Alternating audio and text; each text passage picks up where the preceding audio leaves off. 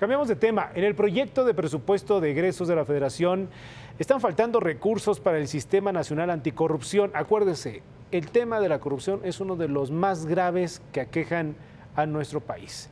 Para hablar sobre este tema, saludo con mucho gusto al maestro Marco Fernández. Él es investigador asociado de México Evalúa y el TEC de Monterrey, concretamente profesor de la Escuela de Gobierno del TEC de Monterrey e investigador de México Evalúa. Bienvenido, Marco, muchas gracias. Hola, muy buenas tardes. Bueno, entonces, haciendo la revisión que ustedes ya lo hicieron minuciosamente de cómo es que se va a gastar el gobierno los recursos para el próximo año, se dieron cuenta que pues, en esta entidad o en esta estructura que tiene como base combate a la corrupción, pues está medio coja por los recursos, ¿es así? Pues sí, mira, lamentablemente ha habido, digamos que, una guerra de cifras, vamos a llamarlo de alguna manera, sobre el análisis del presupuesto, de la propuesta presupuestaria para el Sistema Nacional Anticorrupción. Creo que cuando empezamos a observar, por un lado, el presupuesto que se le da a las instituciones ya existentes que forman parte del sistema, como la Auditoría Superior de la Federación o la Secretaría de la Función Pública, y por el otro lado se observa dónde están los recursos o no para las nuevas instituciones que tienen que formar parte del sistema, como el Comité de Participación Ciudadana, por ejemplo, pues sí preocupan los hallazgos que observamos. ¿Por qué? Porque, por ejemplo, en el caso de la Auditoría Superior de la Federación, de acuerdo a la reforma, va a tener funciones sustantivas de revisar ya no solamente las aportaciones, sino también las participaciones y hacer las investigaciones y sustanciarlas en caso de que haya actos de corrupción.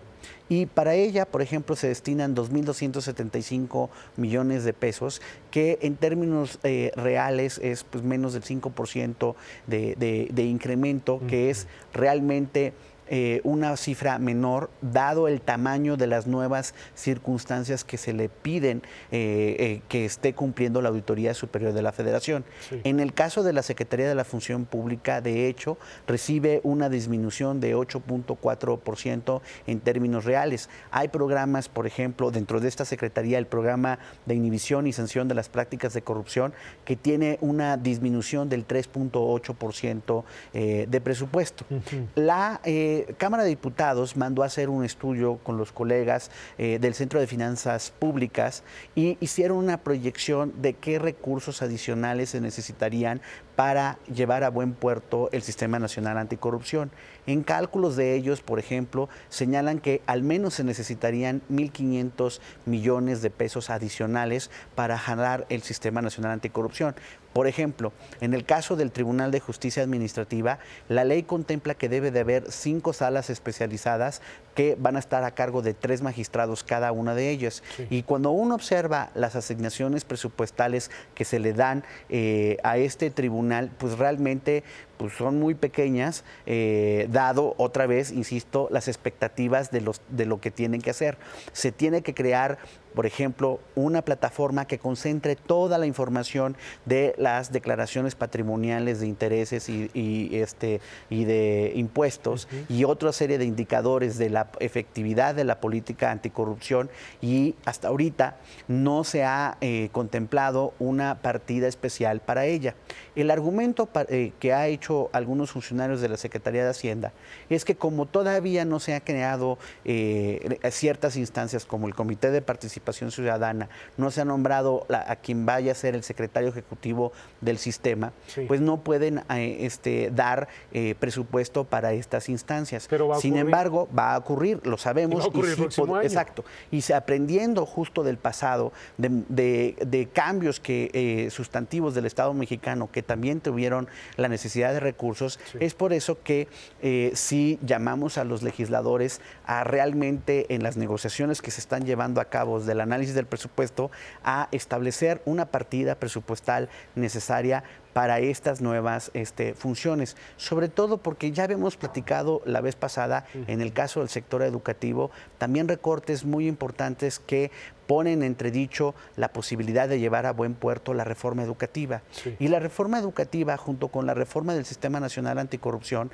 claves para el desarrollo nacional, pues sí, ahorita en sus asignaciones presupuestales, por lo menos tentativas hasta estos momentos, pues sí reflejan que a veces la clase política no termina de entender cuáles son las prioridades nacionales, porque al mismo tiempo que estamos observando esto, los señores legisladores, por ejemplo, en el caso de la Cámara de Diputados, habían ya solicitado 491 millones de pesos y los senadores 340 millones de pesos, sí. Es decir, por lo menos mantener el aumento inflacionario para sus presupuestos, pero de cara a los recortes que estamos observando en muchas instancias, pues yo sí pensaría que los legisladores tendrían la sensibilidad, que yo entiendo que en el agregado del presupuesto, esta cantidad de ellos no es tanta, pero es una cantidad, Héctor, simbólica. Por supuesto. Y en la política estos símbolos importan para mandar las señales claras de cuáles son las prioridades nacionales.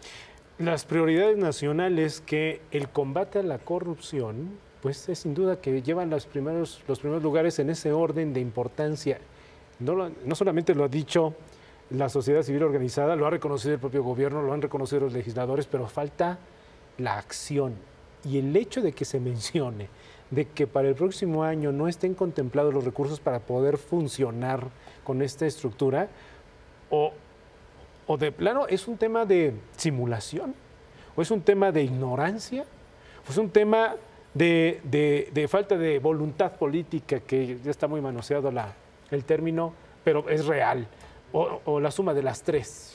Mira, yo creo que la prioridad de un país se observa realmente donde pone sus esfuerzos y sus recursos. Así es. Por supuesto que hay que ser cautos, muchos de mis colegas así lo han enfatizado y coincido con ellos, que en este nuevo diseño institucional tenemos que evitar la tentación del derroche, pero también tenemos que entender que para poder combatir eficazmente la corrupción, el país tiene que invertir en instituciones fuertes, profesionales, capaces de hacer estas investigaciones. La Fiscalía especializada en delitos de combate a la corrupción, esa fiscalía es clave y tiene que ser formada con personal estrictamente seleccionado con los mejores estándares, que tengan las herramientas técnicas y los salarios adecuados para que puedan hacer sus investigaciones. Vemos problemas de impunidad reiterados y una de esas razones tiene que ver con la falta de profesionalización de las instancias mexicanas.